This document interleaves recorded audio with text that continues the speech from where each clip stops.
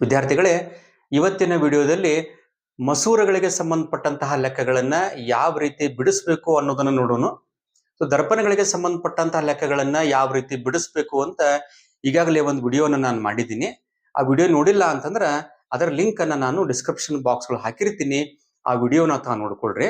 ಜೊತೆಗೆ ದರ್ಪಣಗಳ ಲೆಕ್ಕ ಮತ್ತು ಮಸೂರಗಳ ಲೆಕ್ಕಗಳಿಗೆ ಬಹಳಷ್ಟು ವ್ಯತ್ಯಾಸ ಏನೂ ಇಲ್ಲ. ಕೆಲವು ಒಂದು ಸೂಕ್ಷ್ಮ ವ್ಯತ್ಯಾಸಗಳದಾವ. ಆ ವ್ಯತ್ಯಾಸಗಳನ್ನ ತಿಳ್ಕೊಂಡ್ರಿ, ಜೊತೆಗೆ ಲೆಕ್ಕಗಳನ್ನ ಮಾಡುವಾಗ ಕೆಲವೊಂದು ಸುಲಭ ಉಪಾಯಗಳನ್ನ ನೆನಪಿಟ್ರಿ ಅಂತಂದ್ರ ನೀವು ಲೆಕ್ಕಗಳನ್ನ ಯಾವುದೇ ಒಂದು ಶ್ರಮವಿಲ್ಲದ ಲೆಕ್ಕ ಬಿಡಿಸಬಹುದು. ಯಾಕಂತಂದ್ರ ಹೋದ ವರ್ಷದ ಒಂದು ವಾರ್ಷಿಕ ಪ್ರಶ್ನೆ ಪತ್ರಿಕೆಯನ್ನು ನೋಡಿದಾಗ ಅದರಲ್ಲಿ ಬೆಳಕು ಪಾಠಕ್ಕೆ ಸಂಬಂಧಪಟ್ಟಂಗ 5 ಅಂಕದ ಪ್ರಶ್ನೆಗಳು ಬಿದ್ದಿದ್ವು.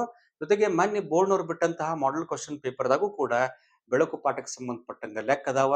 ಮತ್ತು ಈ ಪಾಠಕ್ಕ ಏನ್ ಬೋರ್ಡ್ನವ್ರ ಮಾರ್ಕ್ಸ್ ಡಿಸ್ಟ್ರಿಬ್ಯೂಷನ್ ಏನ್ ಬಿಟ್ಟಿದಾರ ಅದರಲ್ಲಿ 8 ಅಂಕಗಳು ನಿಗದಿ ಆಗಿರೋದ್ರಿಂದ ಈ ಪಾಠದಾಗ ಲೆಕ್ಕ ಬರುವಂತ ಸಾಧ್ಯತೆ ಬಹಳಷ್ಟು ಇರೋದ್ರಿಂದ ಜಾನ ಮಕ್ಕಳು ಏನ್ ಮಾಡ್ರಿ ಅಂತಂದ್ರ ಲೆಕ್ಕವನ್ನ ಉದಾಸೀನ ಮಾಡದ, ಸುಲಭ ಲೆಕ್ಕದವ ಸುಲಭವಾಗಿ ಬಿಡಿಸಬಹುದು. ಆ ಲೆಕ್ಕದಾಗ ಕೆಲವೊಂದು ಸಣ್ಣ ಸಣ್ಣ ಅಂಶಗಳನ್ನು ನೆನಪಿಟ್ರಿ ಅಂತಂದ್ರ ಲೆಕ್ಕವನ್ನು ತಾವು ಈಸಿಯಾಗಿ ಬಿಡಿಸಬಹುದು. ಹೀಗಾಗಿ ಒಂದು ಬ್ರೀಫ್ ಆಗಿ ದರ್ಪಣ ಮತ್ತು ಮಸೂರ ಎರಡಕ್ಕೂ ಸಂಬಂಧಪಟ್ಟಂಗ ಸೂತ್ರಗಳಲ್ಲಿ ವ್ಯತ್ಯಾಸ ಏನದಾವ, ಯಾವುದನ್ನ ಪ್ಲಸ್ ಆಗಿ ತಗೋಬೇಕು, ಯಾವುದನ್ನ ಮೈನಸ್ ಆಗಿ ತಗೋಬೇಕು ಅನ್ನುವಂತ ಗೊಂದಲದಾಗ ತಾವೆಲ್ಲ ಇರ್ತೀರಿ. ಅವುಗಳನ್ನ ನೀವು ಸುಲಭವಾಗಿ ಪಾಯಿಂಟ್ ಔಟ್ ಮಾಡ್ಕೊಂಡ್ರಿ ಅಂತಂದ್ರ ಲೆಕ್ಕಗಳನ್ನ ಆರಾಮಾಗಿ ಬಿಡಿಸಬಹುದು.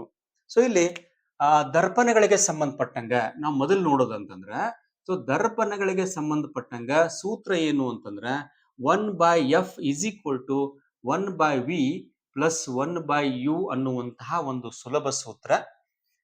ಹಾಗೆ ಮಸೂರಗಳಿಗೆ ಸಂಬಂಧಪಟ್ಟಂಗ ನಾವು ಸೂತ್ರವನ್ನು ನೋಡ್ಬೇಕಂತಂದ್ರ ಸೂತ್ರದಲ್ಲಿ ಒಂದೇ ಒಂದು ವ್ಯತ್ಯಾಸ ಏನಂತಂದ್ರ 1/f = 1/v - 1/u ಅಂತ ಐತಿ. ವ್ಯತ್ಯಾಸ ಏನು ಅಂತಂದ್ರ ಇಲ್ಲಿ ಪ್ಲಸ್ ಐತಿ, ಇಲ್ಲಿ ಮೈನಸ್ ಐತಿ. ಸೂತ್ರದಾಗ ಕೇವಲ ಒಂದು ಚಿಹ್ನೆಯ ವ್ಯತ್ಯಾಸ ಮಾತ್ರ ಇಲ್ಲೈತಿ.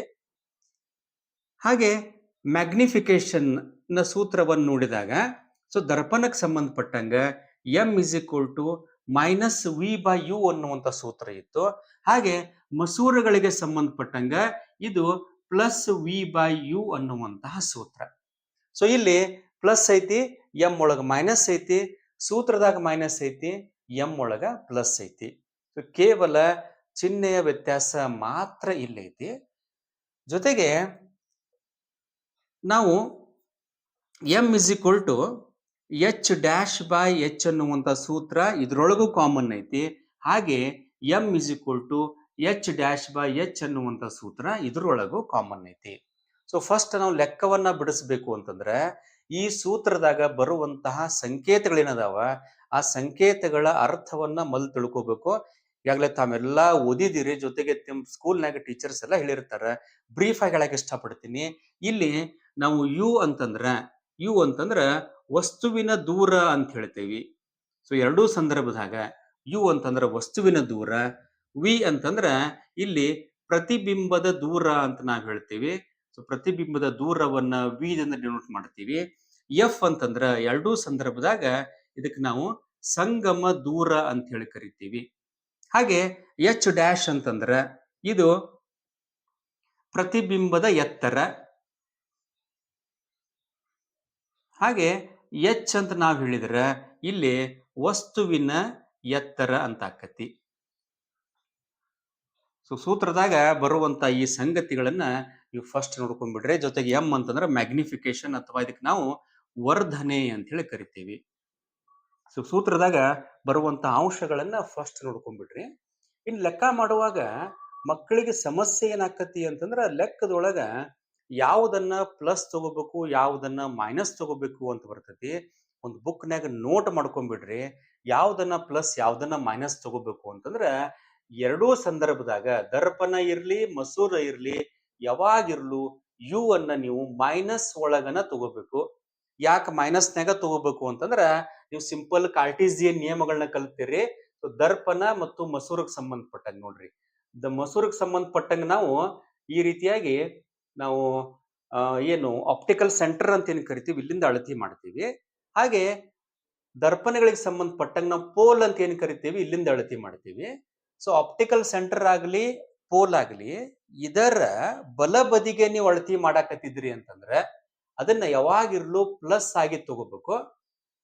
ಹಾಗೆ ಆಪ್ಟಿಕಲ್ ಸೆಂಟರ್ ಅಥವಾ ಪೋಲ್ ನ ಎಡಗಡೆ ನೀವು ಅಳತಿ ಮಾಡಾಕತ್ತೀರಿ ಅಂದ್ರ ಅದನ್ನ ಮೈನಸ್ ಆಗಿ ತಗೋಬೇಕು. ಇವ್ ರೇಖಾಚಿತ್ರ ತೆಗಿಯೋವಾಗ ಏನ್ ಮಾಡ್ತೀರಿಪ್ಪ ಅಂದ್ರ ವಸ್ತುವನ್ನ ಯಾವಾಗಿರ್ಲು ಎಡಬದಿಯಲ್ಲಿ ಇಡ್ತಿದ್ರಿ. ಹಂಗಾರೆ ಎಡಬದಿಯಲ್ಲಿ ಎರಡೂ ಸಂದರ್ಭದಾಗ ನಾವು ಇಡೋದ್ರಿಂದ ಯು ಯಾವಾಗಿರ್ಲು ಏನಾಕತ್ರಿ ಮೈನಸ್ ಆಕತಿ. ಸೊ ಈ ನಿಯಮ ನೆನಪಿಟ್ಕೋರಿ. ಹಾಗೆ ಪ್ರಧಾನಾಕ್ಷದ ಮೇಲೆ ಅಳತಿ ಮಾಡಾತಿರಿ ಅಂತಂದ್ರ ಅದನ್ನ ಪ್ಲಸ್ ಆಗಿ ತಗೋಬೇಕು. ಪ್ರಧಾನಾಕ್ಷದ ಕೆಳಗಡೆ ಅಳತಿ ಮಾಡಾತಿರಿ ಅಂದ್ರ ಅದನ್ನ ಮೈನಸ್ ಆಗಿ ತಗೋಬೇಕು. ಇಟ್ ಸಿಂಪಲ್ ಆಗಿ ನೆನಪಿಟ್ರಿ ಅಂತಂದ್ರ ನಮ್ಗೇನು ಗೊತ್ತಾಕತಿ ಯು ಅಥವಾ ವಸ್ತುವಿನ ದೂರವನ್ನ ಯಾವುದೇ ಸಂದರ್ಭದಾಗ ಯಾವುದೇ ಲೆಕ್ಕದಾಗನು ನೆಗೆಟಿವ್ ಅಥವಾ ಮೈನಸ್ ಆಗಿನ ತಗೋಬೇಕು. ಇನ್ನ ವಿ ಯಾವ ರೀತಿ ನಾವು ಚಿಹ್ನೆ ಇಟ್ಕೋಬೇಕು ಅಂದ್ರ ನಾವು ಲೆಕ್ಕಾಚಾರ ಮಾಡಿದಾಗ ಸೊ ವಿ ನ ಬೆಲೆ ಪ್ಲಸ್ ಅಥವಾ ಮೈನಸ್ ನಮಗ್ ಗೊತ್ತಾಕತಿ. ಅಥವಾ ಲೆಕ್ಕದಾಗ ವಿ ನ ಬೆಲೆ ಪ್ಲಸ್ ಅಥವಾ ಮೈನಸ್ ಯಾವಾಗ ಇಟ್ಕೋಬೇಕು ಅಂತ ಹೇಳಿ ಲೆಕ್ಕ ಬಿಡಿಸುವಂತ ಸಂದರ್ಭದಾಗ ನಾ ಹೇಳ್ತೀನಿ. ಇನ್ನ ಎಫ್ ನ ಬೆಲೆಯನ್ನ ಯಾವಾಗ ನೀವು ಪ್ಲಸ್ ಮೈನಸ್ ಇಡಬೇಕು ಅಂತಂದ್ರ ನೆನಪಿಡಕ್ ಬಹಳ ಈಸಿ ಐತಿ ನೋಡ್ರಿ. ಎರಡೂ ನಾನು ಸಂದರ್ಭದಾಗ ಹೇಳತ್ತೀನಿ. ಸೊ ಎಫ್ ನ ಬೆಲೆ ಏನ್ ಮಾಡ್ರಿ ಪಿ ನ ಇತ್ತು ಅಂತಂದ್ರ ಅದು ಮಸೂರ ಆಗಿರ್ಲಿ ಅಥವಾ ದರ್ಪಣ ಆಗಿರ್ಲಿ ಪಿ ನ ಬಂತಂದ್ರ ಇದನ್ನ ಪ್ಲಸ್ ಆಗಿ ತಗೋಬೇಕು. ನಿಮ್ನ ಇತ್ತು ಅಂತಂದ್ರ ಇದನ್ನ ನೀವು ಮೈನಸ್ ಆಗಿ ತಗೋಬೇಕು. ಸೊ ನೆನಪು ಹೆಂಗ್ ಇಡ್ರಿ ಅಂತ ನಾ ಹೋದ್ ವಿಡಿಯೋದಾಗ ಹೇಳಿದ್ದೇನೆ. ಸೊ ಪಿ ನ ಪಾಸಿಟಿವ್ ಇದನ್ನ ಪಿ ಪಿ ಅಂತ ನೆನಪಿಡ್ರಿ. ನಿಮ್ನ ನೆಗೆಟಿವ್ ಎನ್ ಎನ್ ಅಂತ ನೆನಪಿಡ್ರಿ. ಸೊ ಎಲ್ಲೇ ನಮಗ ಪಿ ನ ಮಸೂರ ಅಂತ ಬರ್ಲಿ ಅಥವಾ ಪಿ ನ ದರ್ಪಣ ಅಂತ ಬರ್ಲಿ ಅದನ್ನ ಪ್ಲಸ್ ಆಗಿ ತಗೋಬೇಕು ಎಫ್ ಅನ್ನ. ಹಾಗೆ ನಿಮ್ನ ದರ್ಪಣ ಅಥವಾ ನಿಮ್ನ ಮಸೂರ ಅಂತ ಏನಾದ್ರು ಬಂದ್ರ ಅದನ್ನ ಮೈನಸ್ ಆಗಿ ತಗೋಬೇಕು. ಇಲ್ಲಿ ಲೆಕ್ಕದಾಗ ಏನ್ ಮಾಡ್ತಾರಪ್ಪ ಅಂತಂದ್ರೆ ಇಲ್ಲಿ ನೇರವಾಗಿ ಪಿ ನ ಮಸೂರ ಅಥವಾ ದರ್ಪಣ ಈಗ ಕೊಡಂಗಿಲ್ಲ. ಹಿಂಗ್ ಕೊಡದೆ ಏನ್ ಮಾಡ್ತಾರ ಅವರು ಕೇಂದ್ರೀಕರಣ ಮತ್ತು ವಿಕೇಂದ್ರೀಕರಣ ಅಂತ ಕೊಟ್ಟು ಬಿಡ್ತಾರ. ಹಾಗಾದ್ರೆ ಕೇಂದ್ರೀಕರಣ ಮತ್ತು ವಿಕೇಂದ್ರೀಕರಣ ಯಾವುದು ಅಂತ ಹೇಳಿ ಅದೊಂದು ಪಾಯಿಂಟ್ ನೆನಪು ಹೆಂಗಿಡ್ರಿ ನೋಡ್ರಿ. ಮಸೂರದಲ್ಲಿ ನೀವು ನೋಡಿದಂಗ ಬೆಳಕಿನ ಕಿರಣಗಳು ಈ ರೀತಿಯಾಗಿ ಬಂತಂದ್ರ ಅವು ಏನ್ ಮಾಡ್ತಾವಪ್ಪ ಅಂದ್ರ ಇಲ್ಲಿ ಕೇಂದ್ರೀಕರಣ ಆಕಾವ. ಈ ಒಂದು ಬಿಂದುವಿಗೆ ನಾವು ಎಫ್ ಅಂತ ಕರಿತೀವಿ. ಹಾಗೆ ಏನ್ ಆಪ್ಟಿಕಲ್ ಸೆಂಟರ್ ಮತ್ತು ಎಫ್ ನ ನಡುವಿನ ದೂರ ಏನೈತಿ ಇದಕ್ಕ ನಾವು ಸಂಗಮ ದೂರ ಅಂತ ಹೇಳಿ ಕರಿತೀವಿ. ನೋಡ್ರಿ ಪಿ ನ ಮಸೂರ ಇದು ಬೆಳಕನ್ನ ಕೇಂದ್ರೀಕರಣ ಮಾಡಾಕತ್ತೈತಿ. ಹಂಗಾರೆ ಕೇಂದ್ರೀಕರಣ ಮಸೂರ ಅಂತ ಲೆಕ್ಕದಾಗ ಕೊಟ್ರು ಅಂತಂದ್ರ ಹಂಗಾರೆ ಕೇಂದ್ರೀಕರಣ ಮಸೂರ ಯಾವುದು ಅಂತಂದ್ರ ಅದು ಪಿ ನ ಮಸೂರ ಆಗಿರ್ತೈತಿ. ಹಂಗಾರೆ ಕೇಂದ್ರೀಕರಣ ಅಂತ ಬಂತು ಪಿ ನ ಮಸೂರ. ಪಿ ನ ಮಸೂರ ಅಂತ ಗುರುತಾತು. ನೀವು ಸಂಗಮ ದೂರವನ್ನ ಪ್ಲಸ್ ನಾಗ ತಗೋಬೇಕು. ಹಾಗೆ ವಿಕೇಂದ್ರೀಕರಣ ಮಸೂರ. ಸೊ ವಿಕೇಂದ್ರೀಕರಣ ಮಸೂರ ಯಾವುದು ಅಂತಂದ್ರ ಅದು ನಿಮ್ನ ಮಸೂರ ಆಕತಿ. ಸೊ ವಿಕೇಂದ್ರೀಕರಣ ಮಸೂರ ನಿಮ್ನ ಮಸೂರ ಆಗಿರೋದ್ರಿಂದ ನೆಗೆಟಿವ್ ಆಗಿ ತಗೋಬೇಕು. ಸೊ ಇದರ ಎಕ್ಸಾಕ್ಟ್ ಅಪೋಸಿಟ್ ಏನಾಕತ್ತಪ್ಪ ಅಂದ್ರ ದರ್ಪಣದಾಗ ಆಕತಿ. ದರ್ಪಣದಾಗ ನಿಮ್ನ ದರ್ಪಣ ನೋಡ್ರಿ, ನಿಮ್ನ ದರ್ಪಣ ಈ ರೀತಿಯಾಗಿ ಡ್ರಾ ಮಾಡ್ತೀರಿ. ನಿಮ್ನ ದರ್ಪಣದಾಗ ಏನಾಕತಿ ಇಲ್ಲಿ ನಮಗ ಎಫ್ ದರ್ಪಣದ ಬದಿ ಒಳಗ ಮೂಡ್ತತಿ. ಹಂಗಾರ ನಾವೇನ್ ಮಾಡ್ಬೇಕು ಅಂತಂದ್ರೆ ಇಲ್ಲಿ ದರ್ಪಣದಾಗ ನಿಮ್ನ ದರ್ಪಣ ಕೇಂದ್ರೀಕರಣ ದರ್ಪಣ ಆಕತಿ. ಹಂಗಾರೆ ನಿಮ್ನ ದರ್ಪಣ ಇದು ಕೇಂದ್ರೀಕರಣ ದರ್ಪಣ ಅಂತಂದಾಗ ನೀವು ನಿಮ್ನ ಅಂತ ತಗೋಬೇಕು. ವಿಕೇಂದ್ರೀಕರಣ ದರ್ಪಣ ಅಂದಾಗ ಪೀನ ಅಂತ ತಗೋಬೇಕು. ಕೇವಲ ಒಂದ್ ನೆನಪಿಟ್ರೆ ಸಾಕಿಲ್ ನೀವು. ಕೇಂದ್ರೀಕರಣ ಮಸೂರ ಪೀನ ಅಂತ ತಗೊಂಡ್ರ ಮಸೂರದಾಗ ಕೇಂದ್ರೀಕರಣ ದರ್ಪಣ ಅಂತಂದ್ರ ಇದರ ಅಪೋಸಿಟ್ ನಿಮ್ನ ಆಗಿರ್ತೈತಿ. ವಿಕೇಂದ್ರೀಕರಣ ಮಸೂರ ನಿಮ್ನ ಆತಂತಂದ್ರ ವಿಕೇಂದ್ರೀಕರಣ ದರ್ಪಣ ಪೀನ ಆಗಿರ್ತೈತಿ.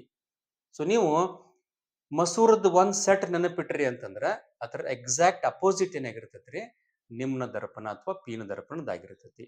ಹೀಗಾಗಿ ಕೇಂದ್ರೀಕರಣ ಮಸೂರ ಯಾವುದು, ವಿಕೇಂದ್ರೀಕರಣ ಮಸೂರ ಯಾವುದು, ಕೇಂದ್ರೀಕರಣ ದರ್ಪಣ ಯಾವುದು, ವಿಕೇಂದ್ರೀಕರಣ ದರ್ಪಣ ಯಾವುದು ಅನ್ನೋದು ನೆನಪಿಟ್ಟು ಬಿಟ್ರಿ ಅಂತಂದ್ರ ಅದರೊಳಗೆ ನೀವು ಅದಕ್ಕೆ ಸಂಬಂಧಪಟ್ಟಂಗ ಎಫ್ ನ ಬೆಲೆಯನ್ನ ಪ್ಲಸ್ ಮತ್ತು ಮೈನಸ್ ನೀವು ತಗೋಬಹುದು. ಸೊ ಲೆಕ್ಕ ಬಿಡಿಸುವಾಗ ಇನ್ನೂ ನಿಮಗೆ ಕ್ಲಿಯರ್ ಆಕತಿ. ಹಾಗೆ ಇಲ್ಲಿ ವರ್ಧನೆ ಲೆಕ್ಕಾಚಾರವನ್ನ ಕೂಡ ನಾವು ಮಾಡೋಣ.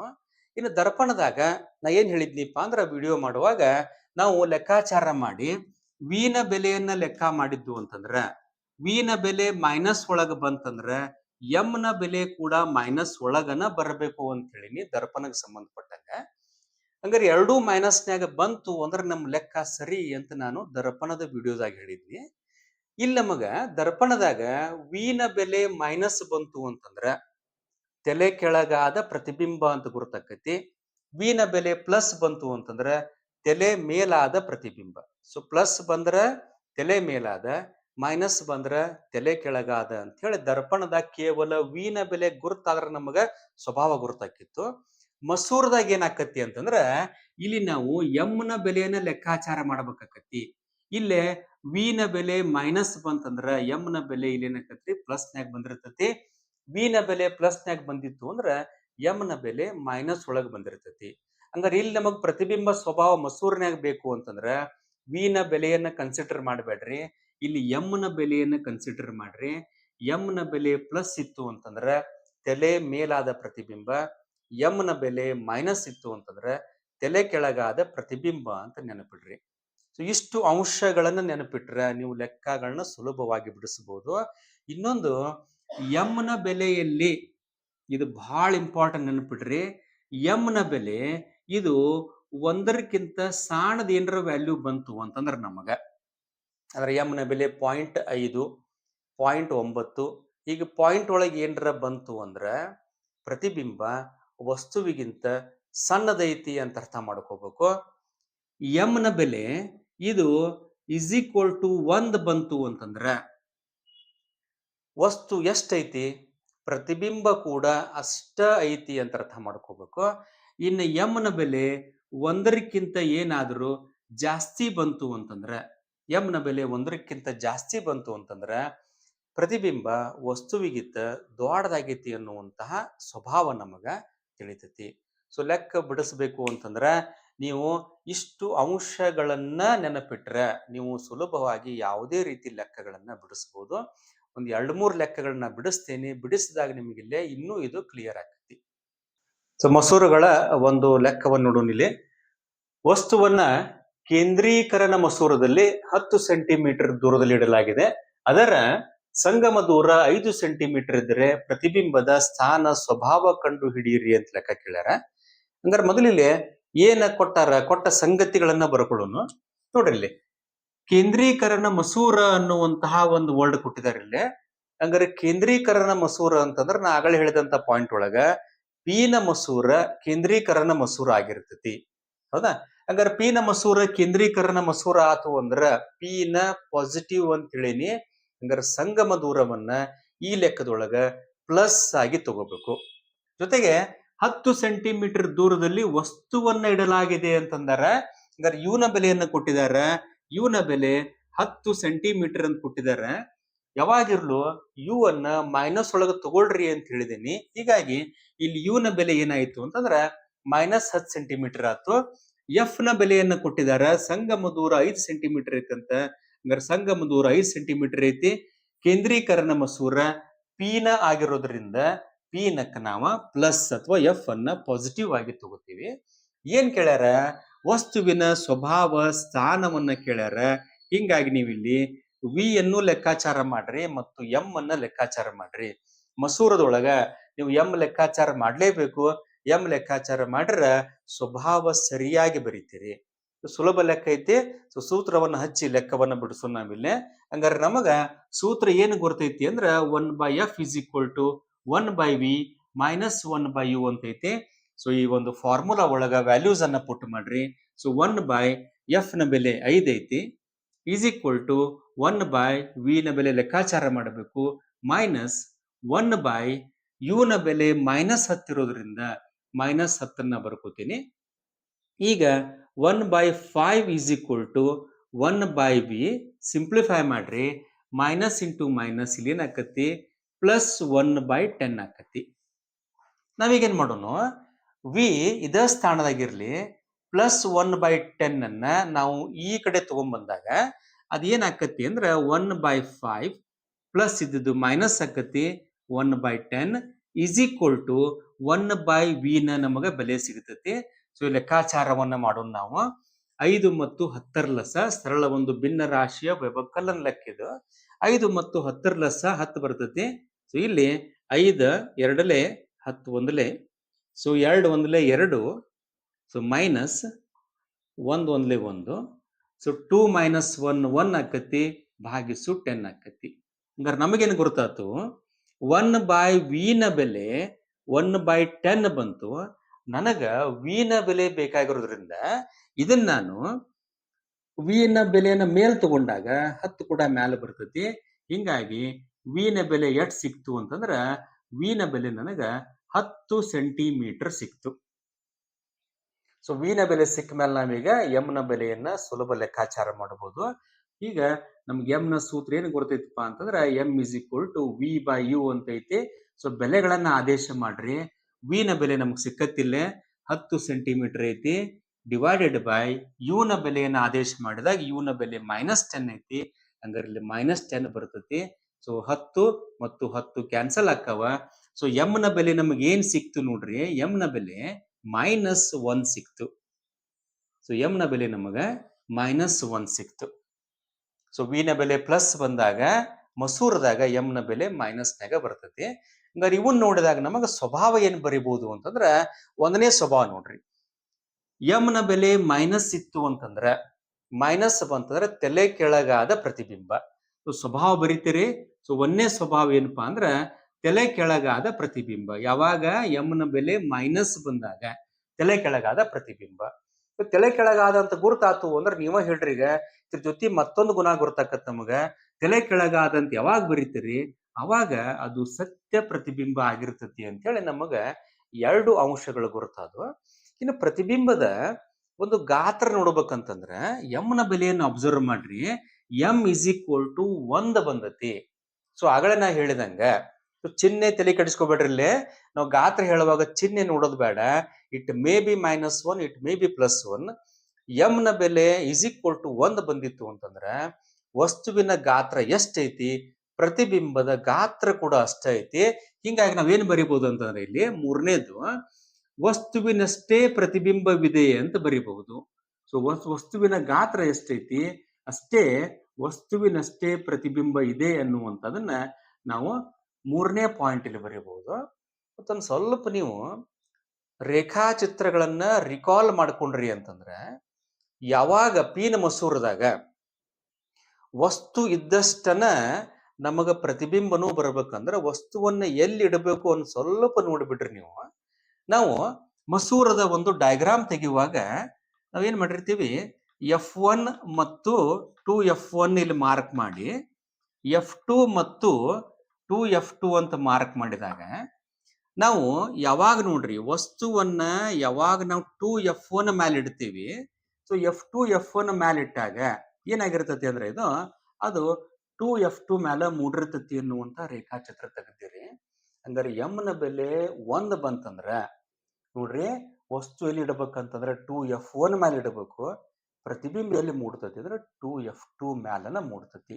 ಹಂಗಾರೆ 4ನೇ ಪಾಯಿಂಟ್ ಏನು ಗುರುತಾಕತ್ತಂದ್ರ ಪ್ರತಿಬಿಂಬ 2F2 ನಲ್ಲಿದೆ ಅಂತ ಗುರುತಾಕತಿ. ದರ್ಪಣಕ್ಕೆ ಏನಾರ ಸಂಬಂಧಪಟ್ಟಿತ್ತು ಅಂದ್ರ ಸಿ ಮೇಲೆ ಇಟ್ಟಾಗ ಸಿ ಮೇಲೆ ಮೂಡಬೇಕು. ಅವಾಗ m = 1 ಬರ್ತತಿ. ಮಸೂರದಾಗ 2F1 ಮೇಲೆ ಇಟ್ರ 2F2 ಮ್ಯಾಲನ ಮೂಡಬೇಕು. ಸೊ ಹಿಂಗ ನಾವು ಸುಲಭವಾಗಿ ಲೆಕ್ಕಾಚಾರ ಮಾಡಿದ್ರೆ ಇದರಿಂದ ನಮ್ಗ 4 ಅಂಕಗಳು ಬರ್ತಾವ.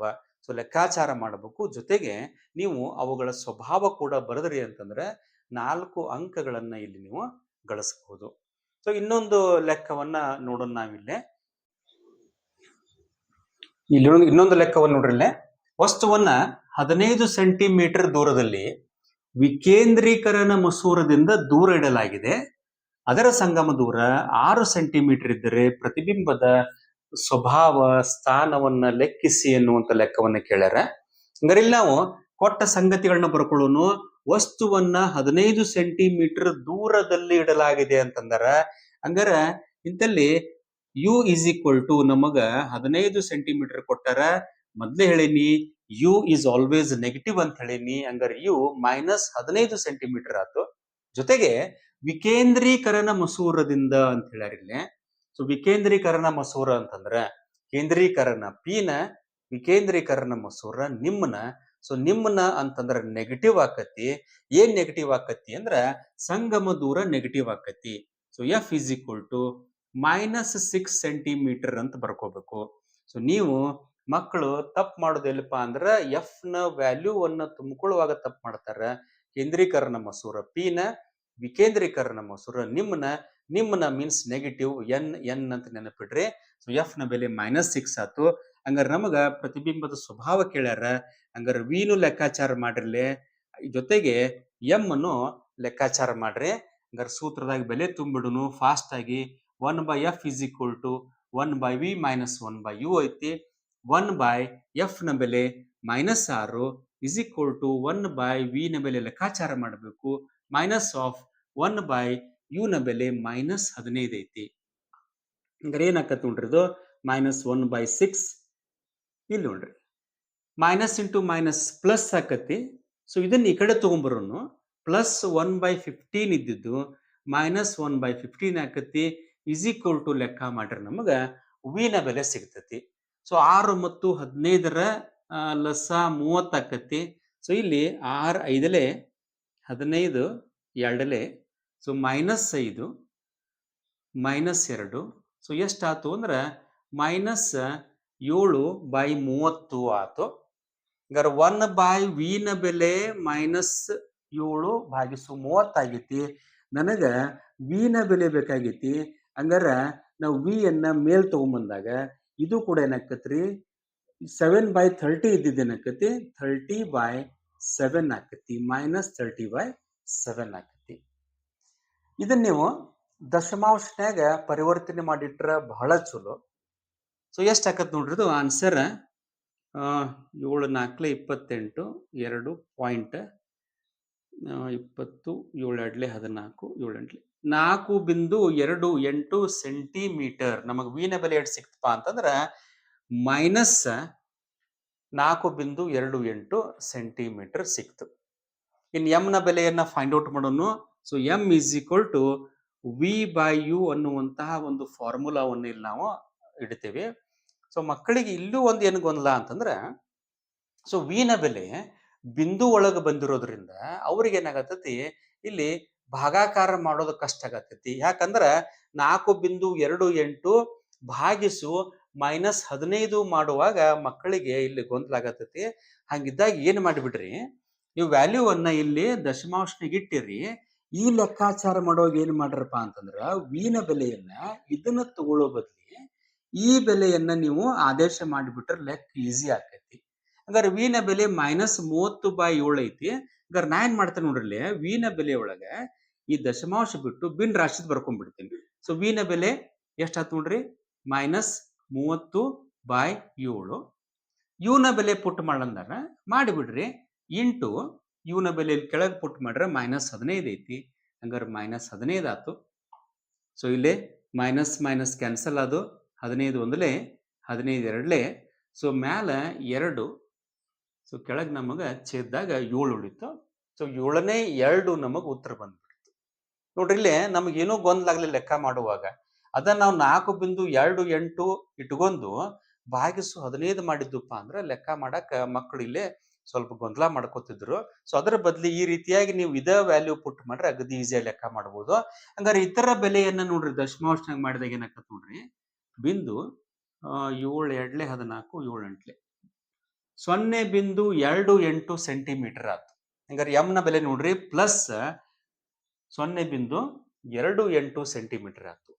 ಹಂಗಾರೆ ಎಂ ನ ಬೆಲೆಯಲ್ಲಿ ಪಾಯಿಂಟ್ ಒಳಗೆ ಬಂದತಿ ಅಂತಂದ್ರೆ ಅರ್ಥ ಏನು? ಸೊ ಎಂ ನ ಬೆಲೆ ಪಾಯಿಂಟ್ನಾಗ ಬಂದತಿ ಅಂತಂದ್ರ ನಮಗೆ ಏನು ಗೊತ್ತಾತು, ಇದು ಪ್ರತಿಬಿಂಬ ವಸ್ತುವಿಗಿಂತ ಸಾಣದೈತಿ, ಚಿಕ್ಕದಾಗೈತಿ ಅಂತ ಗೊತ್ತಾತು. ಸೊ ಸ್ವಭಾವ ಬರದ್ ಬಿಡ ನೋಡ್ರಿ. ಎಂ ನ ಬೆಲೆ ಪ್ಲಸ್ನ್ಯಾಗ ಬಂದತಿ ಅಂದ್ರೆ 1ನೇ ಪಾಯಿಂಟ್ ರೀ. ಪ್ಲಸ್ನ್ಯಾಗ ಬಂದತ್ರಿ ಅಂತಂದ್ರೆ ತಲೆ ಮೇಲಾಗಿದೆ. ಸೊ ಪ್ಲಸ್ನ್ಯಾಗ ಬಂದ್ರೆ ತಲೆ ಮೇಲಾಗಿದೆ. ಹಂಗಾರೆ ತಲೆ ಮೇಲಾಗಿದೆ ಅಂದ್ರೆ ಅದ್ರ ಜೊತೆ ನಮಗೆ ಇನ್ನೊಂದು ಬೋನಸ್ ಆಗಿ ನಮಗ ಏನು ಗುಣ ಸಿಗ್ತತಿ ಅಂತಂದ್ರೆ ತಲೆ ಮೇಲಾಗಿದೆ ಅಂದ್ರೆ ಮಿಥ್ಯ ಪ್ರತಿಬಿಂಬವಾಗಿದೆ ಅಂತ ಗೊತ್ತಾಕತಿ. ಇನ್ ಥರ್ಡ್ ಪಾಯಿಂಟ್ ಬರೆದ್ ಬಿಡ್ರಿ. ಪ್ಲಸ್ನ್ಯಾಗ ಬಂದತಿ, ಸೊ 2 ಪಾಯಿಂಟ್ ಸಿಕ್ಕುರಿ. ಪಾಯಿಂಟ್ನ್ಯಾಗ ಬಂದಿದ್ದಕ್ಕ ಪ್ರತಿಬಿಂಬ ಚಿಕ್ಕದಾಗಿದೆ ಅಂತ 3ನೇ ಪಾಯಿಂಟ್ ಬರೆದ್ ಬಿಡ್ರಿ. ಸೊ ಪ್ರತಿಬಿಂಬ ಏನಾಗೈತಿ ಅಂತಂದ್ರ ವಸ್ತುವಿಗಿಂತ ಪ್ರತಿಬಿಂಬದ ಒಂದು ಇಮೇಜ್ ಸೈಜ್ ಏನೈತಿ ಅದು ಚಿಕ್ಕದಾಗಿದೆ ಅಂತ ಬರೆದ್ರಿ ಅಂತಂದ್ರೆ ನಿಮಗ 4 ಅಂಕಗಳು ಈ ಲೆಕ್ಕದಿಂದ ಸಿಗ್ತಾವ. ಇನ್ನು ಇನ್ನೊಂದು ಲೆಕ್ಕವನ್ನ ಮಾಡೋಣ. ಆ ಲೆಕ್ಕದಾಗ ಇದ್ರ ಜೊತೆಗೆ ಮತ್ತೊಂದು ವಸ್ತುವಿನ ಒಂದು ಎತ್ತರವನ್ನು ಕೊಟ್ಟಾಗ ಯಾವ ರೀತಿ ಮಾಡಬೇಕು ಅನ್ನೋದನ್ನ ಹೇಳ್ತೀನಿ ಇವಾಗ. ಇಲ್ಲಿ 2 ಸೆಂಟಿಮೀಟರ್ ಎತ್ತರದ ವಸ್ತುವನ್ನ 10 ಸೆಂಟಿಮೀಟರ್ ದೂರದಲ್ಲಿ ಕೇಂದ್ರೀಕರಣ ಮಸೂರದಲ್ಲಿ ಇಡಲಾಗಿದೆ. ಸಂಗಮ ದೂರ 6 ಸೆಂಟಿಮೀಟರ್ ಆದರೆ ಪ್ರತಿಬಿಂಬದ ಸ್ಥಾನ, ಸ್ವಭಾವ, ಗಾತ್ರ, ಎತ್ತರವನ್ನ ಲೆಕ್ಕಿಸಿ ಅಂತ ಹೇಳ್ಯಾರ.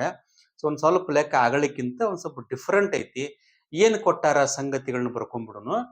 2 ಸೆಂಟಿಮೀಟರ್ ಎತ್ತರದ ವಸ್ತುವನ್ನ ಅಂತಂದ್ರ ಹಂಗಾರೆ ಎತ್ತರದ ವಸ್ತು ಅಂದಾಗ ನಮಗ ಇಲ್ಲಿ ಹೈಟ್ ಕೊಟ್ಟಿದಾರ. ಹೈಟ್ ಅನ್ನ 2 ಸೆಂಟಿಮೀಟರ್ ಕೊಟ್ಟಿದ್ದಾರೆ. ಸೊ ವಸ್ತುವಿನ ಎತ್ತರ ಎಷ್ಟು ಐತಿ ಅಂತಂದ್ರೆ 2 ಸೆಂಟಿಮೀಟರ್ ಐತಂತ. ನೀವ ಒಂದ್ ಸ್ವಲ್ಪ ವಿಡಿಯೋ ಪಾಸ್ ಮಾಡಿ ಏನ್ ಮಾಡ್ರಿ, ಎಚ್ ಅನ್ನ ಪ್ಲಸ್ ತಗೋಬೇಕು ಅಥವಾ ಮೈನಸ್ ತಗೋಬೇಕು ಒಂದ್ ಸ್ವಲ್ಪ ವಿಚಾರ ಮಾಡ್ರಿ. ಹಂಗಾರೆ ಎಚ್ ನೋಡ್ರಿ, ನಾನು ಪ್ಲಸ್ 2 ಸೆಂಟಿಮೀಟರ್ ತಗೋತೀನಿ ಇಲ್ಲಿ. ಯಾಕಂತಂದ್ರ ಪ್ರಧಾನಾಕ್ಷದ ಮೇಲೆ ನೋಡ್ರಿ, ವಸ್ತುವನ್ನ ಏನ್ ಮಾಡ್ತೀರಿ ನೀವು, ಪ್ರಧಾನಾಕ್ಷದ ಮೇಲ್ಗಡೆ ಇಟ್ಟಾಗ ಪ್ರಧಾನಾಕ್ಷದ ಮೇಲೆ ಇರುವಂತಹ ಒಂದು ಏನದಾವ ಅವನ್ಗಳನ್ನ ನಾವು ಪ್ಲಸ್ ಆಗಿ ತಗೋತೀವಿ. ಸೊ ಇಲ್ಲಿ h is equal to plus ಅಂತ ತಗೋತೀನಿ. So height is equal to 2 centimetre. 10 centimetre ದೂರದಲ್ಲಿ ವಸ್ತು ಇಟ್ಟಾರಂತ. So u is equal to minus 10 centimetre ಆಕತಿ. ಕೇಂದ್ರೀಕರಣ ಮಸೂರ ಅಂದ ನೋಡ್ರಿ, ಕೇಂದ್ರೀಕರಣ ಪಿನ ಪಾಸಿಟಿವ್. ಹಂಗಾರೆ ಎಫ್ ಅನ್ನ ಪಾಸಿಟಿವ್ ತಗೋಬೇಕು. So f is equal to ಎಷ್ಟು ಐತ್ರಿ, ಸಂಗಮ ದೂರ 6 ಸೆಂಟಿಮೀಟರ್ ಐತಿ. ಸ್ವಭಾವ, ಸ್ಥಾನ, ಗಾತ್ರ ಕೇಳ್ಯಾನ. ವಿ ಲೆಕ್ಕ ಹಾಕ್ರಿಲೆ, ಎಂ ಕೂಡ ಲೆಕ್ಕ ಹಾಕ್ರಿ, ಜೊತೆಗೆ ಎತ್ತರವನ್ನ ಲೆಕ್ಕಿಸಿ ಅಂದಾನ. ಸೊ ಎಚ್ ಡ್ಯಾಶ್ ಕೂಡ ಲೆಕ್ಕ ಹಾಕ್ಬೇಕಿಲ್ಲೇ. ಸೊ 3 ಅಂಶಗಳನ್ನ ಲೆಕ್ಕ ಹಾಕಬೇಕು. ಸೊ ಹೋದ್ಸಲ ಆನ್ಯುವಲ್ ಎಕ್ಸಾಮ್ದಾಗ ಈ 3 ಅಂಶಗಳ ಲೆಕ್ಕಾಚಾರ ಕೇಳಿದ್ದ. ಅದಕ್ಕ 5 ಅಂಕಗಳನ್ನ ಬೋರ್ಡ್ನವರು ಅದಕ್ಕ ನಿಗದಿ ಮಾಡಿದ್ರು. ಸೊ ಇಂಥ ಲೆಕ್ಕಗಳು ಬರುವಂತ ಚಾನ್ಸಸ್ ಬಹಳ ಅದಾವ. ಸೊ ಈ ಸುಲಭವಾಗಿ ಲೆಕ್ಕವನ್ನ ಸೊ ಫಾಸ್ಟ್ ಆಗಿ ಮಾಡಿಬಿಡುನು. ಸೊ ನಮ್ಮ ಸೂತ್ರ 1/f is equal to 1/v minus 1/u. ಪ್ರತಿ ಲೆಕ್ಕದಾಗನು ಸೂತ್ರವನ್ನ ಬರ್ಯಾಕ ರೂಢಿ ಮಾಡಿಕೊಡ್ರಿ. ಸೂತ್ರ ಬರೆದ್ರೆ ಅರ್ಧ ಮಾರ್ಕ್ಸ್ ಇರ್ತದೆ ಅದಕ್ಕೆ. ಸೊ 1/f ನ ಬೆಲೆ 6 centimetre is equal to 1/v ನ ಬೆಲೆ ಗೊತ್ತಿಲ್ಲ, ಮೈನಸ್ 1/u ನ ಬೆಲೆ ಮೈನಸ್ 10 ಐತಿ. ಹಂಗಾರೆ ಇಲ್ಲಿ ಏನಾಯ್ತು ನೋಡ್ರಿ, 1/6 ಮೈನಸ್ ಇಂಟು ಮೈನಸ್ ಪ್ಲಸ್ ಆಕತಿ. ಅದನ್ನ ಈ ಬದಿಗೆ ತಂದಾಗ plus minus into minus plus ಐತಿ. ಸೊ ಪ್ಲಸ್ ಇದ್ದಿದ್ದು ಈ ಕಡೆ ಬಂದಾಗ ಏನಾಕತ್ರಿ, ಮೈನಸ್ ಆಕತಿ. ಇವುಗಳ ಬೆಲೆಯನ್ನ ಕಂಡು ಹಿಡಿದಾಗ ನನಗ ವಿ ನ ಬೆಲೆ ಗೊತ್ತಾಕತಿ. ಸೊ 6 ಮತ್ತು 10ರ ಒಂದು ಎಲ್ ಸಿ ಎಂ ಎಷ್ಟು ಆಕತಿ, 30. ಸೊ 6 5ಲೆ 10 3ಲೆ, ಸೊ 5 ಮೈನಸ್ 3 ಆಕತಿ. ಇದ್ರ ಬೆಲೆ 2/30 ಆಕತಿ. So 1/v is equal to 2/30 ಆಯ್ತು. ನನಗೆ ವಿ ನ ಬೆಲೆ ಬೇಕಾಗೈತಿ. ಹಂಗಾರೆ ವಿ ನ ಬೆಲೆಯನ್ನ ಅಂದ್ರೆ 1/v ಅನ್ನ ನಾನು ಮೇಲ್ ತಗೊಂಡ್ಬಂದಾಗ 2/30 ಇದ್ದಿದ್ದು 30/2 ಆಕತಿ. ಹಂಗಾರೆ ವಿ ನ ಬೆಲೆ 30/2 ಆದಾಗ 2 1ಲೆ 2 15ಲೆ. ಹಂಗಾರೆ ವಿ ನ ಬೆಲೆ ನಮ್ಗೆ ಎಷ್ಟು ಸಿಕ್ತು ಅಂತಂದ್ರ ವಿ ನ ಬೆಲೆ 15 ಸೆಂಟಿಮೀಟರ್ ಸಿಕ್ತು. ಇನ್ನು ಎಂ ನ ಬೆಲೆ ಲೆಕ್ಕಾಚಾರ ಮಾಡ್ರಿ. So m is equal to v/u ಐತಿ. ಹಂಗಾರೆ ವಿ ನ ಬೆಲೆ ಎಷ್ಟು ಸಿಕ್ಕತ್ ನನಗೀಗ, 15 ಸೆಂಟಿಮೀಟರ್ ಐತಿ. ಡಿವೈಡೆಡ್ ಬೈ ಯು ನ ಬೆಲೆ ಮೈನಸ್ 10 ಐತಿ. ಹಂಗಾರೆ ಯು ನ ಬೆಲೆ ಮೈನಸ್ 10 ಸೆಂಟಿಮೀಟರ್ ಆಕತಿ. ಎಷ್ಟು ಆಕತ್ ನೋಡ್ರಿ, 5 2ಲೆ 5 3ಲೆ. ಸೊ ಎಷ್ಟು ಸಿಕ್ತು ಅಂದ್ರೆ ಮೈನಸ್ 3/2 ಆಯ್ತು. ಸೊ ಇದನ್ನ ನಾನು ದಶಮಾಂಶ ರೂಪನಾಗ ಇಟ್ಟಾಗ ಸೊ 1.5 ಸೆಂಟಿಮೀಟರ್ ಮೈನಸ್ 1.5 ಸೆಂಟಿಮೀಟರ್ ಆಯ್ತು. ಸೊ ನಂಗೆ ನೋಡ್ರಿ ಎಂ ನ ಬೆಲೆ ಮೈನಸ್ ಬಂತು ಅಂದ್ರೆ ನನಗೆ 2 ಪಾಯಿಂಟ್ ಸಿಕ್ಕುರಿ. ಸೊ ಮೈನಸ್ ಬಂತಂದ್ರೆ ಸೊ ಸ್ವಭಾವ ಏನ್ ಬರೀತೀರಿ, ಮೈನಸ್ ಬಂತಂದ್ರೆ ತಲೆ ಕೆಳಗಾಗಿದೆ. ಸೊ ತಲೆ ಕೆಳಗಾಗೈತಿ ಅಂದ್ರೆ ಒಂದು ಬೋನಸ್ ಸ್ವಭಾವ, ಸತ್ಯ ಪ್ರತಿಬಿಂಬವಾಗಿದೆ ಅಂತ ಗುರುತಾತು. ಇನ್ನು ಎಂ ನ ಬೆಲೆಯನ್ನು ಅಬ್ಸರ್ವ್ ಮಾಡ್ರಿ, 1.5 ಐತಿ. ಸೊ ಇಲ್ಲಿ ಗಾತ್ರ ಬರೆಯುವಾಗ ನೀವು ಮೈನಸ್ ಪ್ಲಸ್ ತಲೆ ಕೆಡಿಸ್ಕೋಬೇಡ್ರಿ. 1.5 ಅಂದ್ರೆ 1ಕ್ಕಿಂತ ಬೆಲೆ ಹೆಚ್ಚೈತಿ. ಹಂಗಾರೆ 1ಕ್ಕಿಂತ ಬೆಲೆ ಹೆಚ್ಚೈತಿ ಅಂತಂದ್ರೆ ವಸ್ತುವಿಗಿಂತ ಪ್ರತಿಬಿಂಬ ದೊಡ್ಡದಾಗೈತಿ. ಸೊ ಪ್ರತಿಬಿಂಬದ ಗಾತ್ರ ದೊಡ್ಡದಿದೆ. ನೀವು ಪೂರ್ತಿ ಸೆಂಟೆನ್ಸ್ ಬರ್ರಿ ಅಲ್ಲೇ, ಪ್ರತಿಬಿಂಬದ ಗಾತ್ರ ಏನೈತಿ, ದೊಡ್ಡ ಗಾತ್ರ ಐತಿ. ಅದಕ್ಕಿಂತ ಏನೈತ್ರಿ 1.5 ಹೆಚ್ಚಿಗೆ ಐತಿ ಅಂತ ಬರೀರಿ. ಸೊ ನಾವೇನ್ ಮಾಡಿದ್ರಿ ವಿ ನ ಬೆಲೆ ಮತ್ತು ಎಂ ನ ಬೆಲೆಯನ್ನ ಲೆಕ್ಕಾಚಾರ ಮಾಡಿದ್ವು. ಇನ್ನ ಎಚ್ ಡ್ಯಾಶ್ ನ ಬೆಲೆಯನ್ನ ಲೆಕ್ಕಾಚಾರ ಮಾಡಬೇಕು. ಸೂತ್ರ ನೆನಪು ಮಾಡ್ರಿ, m is equal to h dash by h ಐತಿ. ಹಂಗಾರೆ ನಮಗೆ ಎಚ್ ಡ್ಯಾಶ್ ನ ಬೆಲೆ ಬೇಕಾಗೈತಿ. ಸೂತ್ರದಾಗ ಬೆಲೆಗಳನ್ನ ಆದೇಶ ಮಾಡಿಬಿಡ್ರಿ. ಎಂ ನ ಬೆಲೆ ನೋಡ್ರಿ -1.5 -1.5 is equal to h dash divide by h ಐತಿ. ಸೊ ಎಚ್ ನ ಬೆಲೆ ನೋಡ್ರಿ, ಎಚ್ ನ ಬೆಲೆ ಕೊಟ್ಟಿದ್ದಾರೆ 2 ಸೆಂಟಿಮೀಟರ್ ಅಂತ ಹೇಳಿ. 2 ಸೆಂಟಿಮೀಟರ್. ನನಗೆ ಎಚ್ ಡ್ಯಾಶ್ ಬೇಕಾಗೈತಿ, ಎಚ್ ಡ್ಯಾಶ್ ಇಲ್ಲೇ ಇರಲಿ. ಸೊ 2ಅನ್ನ ಈ ಕಡೆ ತಗೊಂಡ್ಬಂದಾಗ ಎಷ್ಟು ಆಕತ್ ನೋಡ್ರಿ, ಇದು -1.5 into 2 that is equal to -3 centimetre ಆಕತಿ. ಸೊ ಎಚ್ ನ ಬೆಲೆ ಎಚ್ ಡ್ಯಾಶ್ ನ ಬೆಲೆ ನನಗೆ ಎಷ್ಟು ಸಿಕ್ತು ಅಂತಂದ್ರೆ -3 ಸೆಂಟಿಮೀಟರ್ ಆಯ್ತು. ಸೊ ವಸ್ತು 2 ಸೆಂಟಿಮೀಟರ್ ಐತಿ ಅಂತಂದ್ರೆ ಪ್ರತಿಬಿಂಬ ಎಷ್ಟು ಐತ್ರಿ, ನನಗ 3 ಸೆಂಟಿಮೀಟರ್ ಹೈಟ್ ಐತಿ. ಯಾಕಂತಂದ್ರ ನೋಡ್ರಿ, ವರ್ಧನೆ ಹೆಚ್ಚು ಬಂದತಿ ಅಂದ್ರೆ ಅರ್ಥ ಏನು, ವಸ್ತುಕ್ಕಿಂತ ಪ್ರತಿಬಿಂಬ ದೊಡ್ಡದಾಗೈತಿ. ಎಷ್ಟು ದೊಡ್ಡದಾಗೈತಿ ನೋಡ್ರಿ, ಹಂಗಾರ ವಸ್ತು 2 ಸೆಂಟಿಮೀಟರ್ ಇದ್ರ ಪ್ರತಿಬಿಂಬ ಎಷ್ಟಾಗೈತಿ, 3 ಸೆಂಟಿಮೀಟರ್ ಆಗೈತಿ. ಸೊ ಮೈನಸ್ ಅರ್ಥ ಏನು ಅಂದ್ರೆ ತಲೆ ಕೆಳಗಾದ ಪ್ರತಿಬಿಂಬ ಮೂಡೈತಿ ಅಂತ ನಮಗ ಇಲ್ಲಿ ಅಡ್ಡ ಬರ್ತತಿ. ಹಾಗಾಗಿ ಇಂಥ ರೀತಿ ಲೆಕ್ಕಗಳನ್ನ ನೀವೇನ್ ಮಾಡಿರಿ, ನಿಮ್ LBA ಪುಸ್ತಕದಾಗಿರುವಂತಹ ಲೆಕ್ಕಗಳಿಗೆ ಮೊದಲ ಆದ್ಯತೆ ಕೊಡ್ರಿ. LBA ಬುಕ್ನಾಗಿರುವಂತ ಎಲ್ಲಾ ಲೆಕ್ಕಗಳನ್ನ ಬಿಡಿಸ್ರಿ, ಟೆಕ್ಸ್ಟ್ ಬುಕ್ನಾಗಿರುವಂತ ಲೆಕ್ಕಗಳನ್ನ ಬಿಡಿಸ್ರಿ. ಅಷ್ಟು ಬಿಡಿಸಿದ್ರೆ ಸಾಕು, ಈ ಒಂದು ಅಧ್ಯಾಯದಿಂದ ದರ್ಪಣ ಮತ್ತು ಮಸೂರಗಳಿಗೆ ಸಂಬಂಧಪಟ್ಟಂಗ 4 ರಿಂದ 5 ಅಂಕಗಳನ್ನ ಸುಲಭವಾಗಿ ನೀವು ಪಡಿಬಹುದು.